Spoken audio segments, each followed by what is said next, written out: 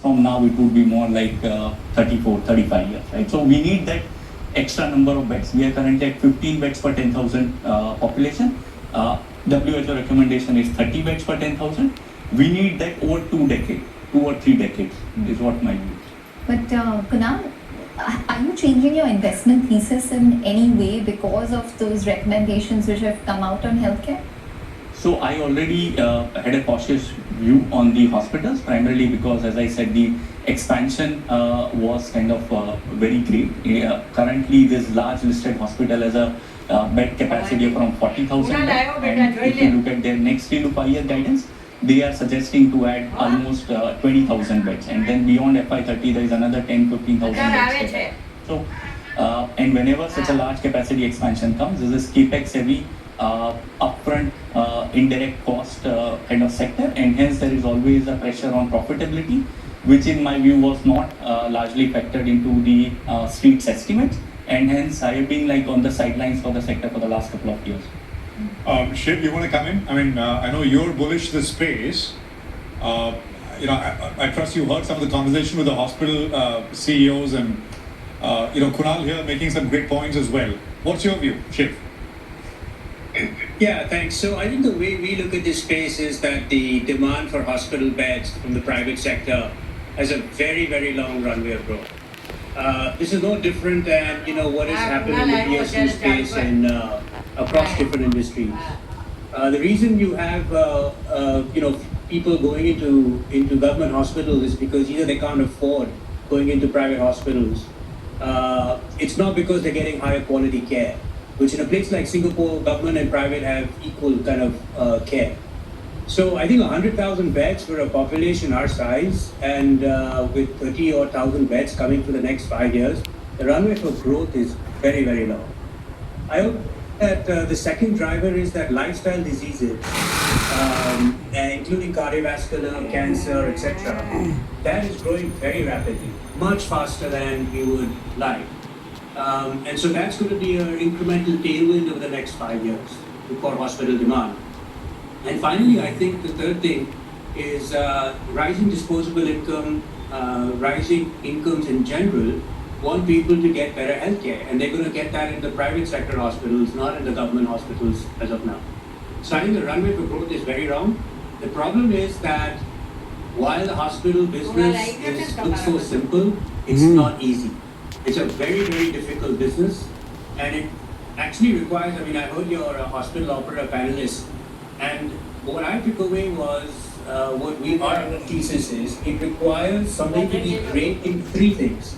Number one, what Abhay basically said at the end, you got to be a good real estate developer. You've got to get the product out on time. Number 2, you got to be a very, very savvy hospital operator. Your pricing, your payer mix, your volumes, very important. And number 3, you got to be a great capital allocator. It's not either or. You can't choose or be good at 2 or 3, because more value and capital has been destroyed in this space just by pure expansion than it is in terms of those that have done well. So if you find some places where those 3 work in conjunction, I think it's a great business with a long runway of growth ahead. Well, Shiv, within the entire hospital space, do you have any preferences? Do you like single specialty over multi-specialty? The argument that Vishal was bringing about. Do you like, say, the HCGs or the Dr. Agrawals of the world, or do you prefer the larger hospital chains such as Apollo, Fortis, Max? So if you look at, and again, without making any recommendations, if you look at what some of the hospital operators like Max and Apollo have done, certainly like Max, they have got the trifecta somewhat correct. And in their case, they use the payer mix to try and increase ARPOB, to try and increase what they can get out of the asset. I think that is the right model. Scale is very important in this business. Whether you're a specialty or you're a general, you have to have scale in this business. Subscale is not going to work. I also feel you need to have a cluster approach in the cities you go to. I heard one of your panelists say we're in 78 cities and 80 cities. That's actually a very challenging model than it is to be in a cluster in cities and have a real brand that you build out there.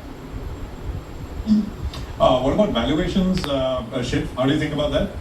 I mean, this is certainly not a new. I mean, it may be sunrise sector, but for investors, it's kind of well discovered, right? I mean, and there's lots of private equity, public market investors like you. So you're going to pay up, isn't it? So I think there is a little bit of fraud because all hospital operators somehow get treated with the same metrics. All EBITDA is not equal, all profits are not equal.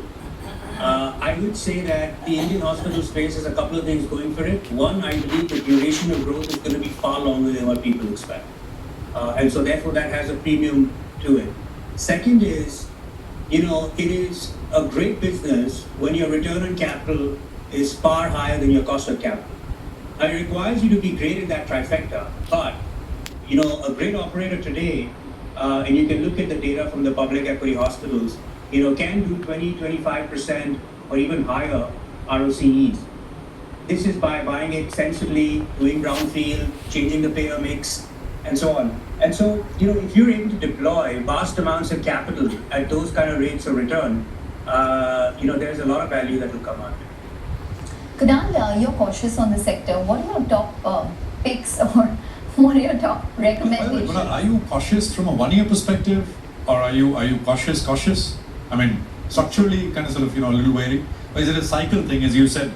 They're going into this huge expansion cycle, so it's return ratios, etc., will suffer during this period. Is that the view? Yes, that's the later part, right? So we have not seen, let's say, post-COVID for the 3-4 year, we didn't see any bed addition.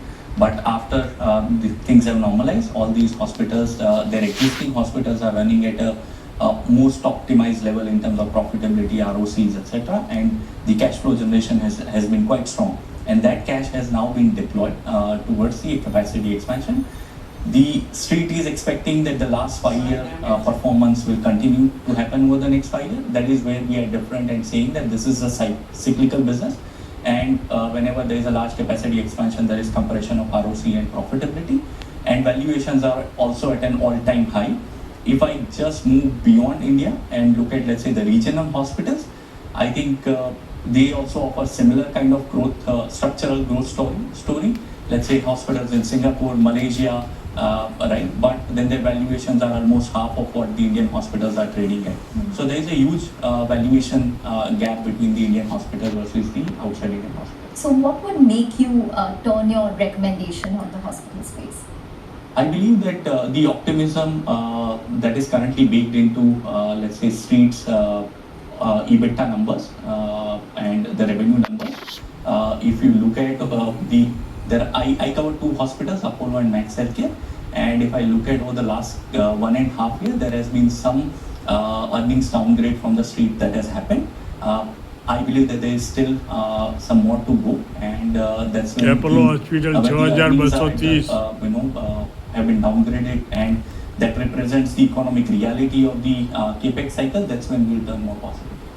Did stocks do the same thing when they underwent the last capex big capacity addition boom, 2009 to about 2016-17? So we only had, I think, the longest publicly listed company is Apollo, and Apollo stock did a lot of expansion between FY13 to FY17, and the stock did kind of underperform during those years.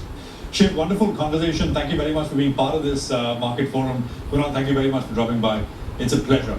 Thank you very much for being a wonderful audience. I think we can wrap this one up. Yes, absolutely. We're going to wrap up on the market forum, the hospital bed. Thank you very much for watching. Goodbye.